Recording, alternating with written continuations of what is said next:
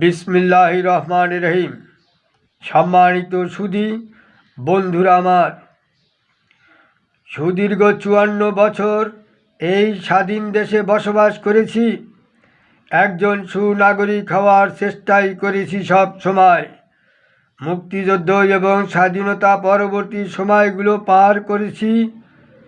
তাতে ডিজিটাল বাংলাদেশের উন্নয়ন দেখে সন্তুষ্ট হয়েছিলাম। দুঃখের বিষয়, সেই উন্নয়ন এখন আর হচ্ছে না। উন্নয়নের চাকা চলছে না, উন্নয়ন বন্ধ হয়ে গেছে। তাই আসুন, সকল জাতি, ধর্ম, বর্ণ, গোত্র নির্বিশেষে সবাই একসাথে মিলেমিশে কাজ করে এই দেশটাকে আবার এগিয়ে নিয়ে যাই, উন্নয়নের চাকা চালু করি। সেই হোক আমাদের সকলের প্রচেষ্টা এবং প্রতিজ্ঞা।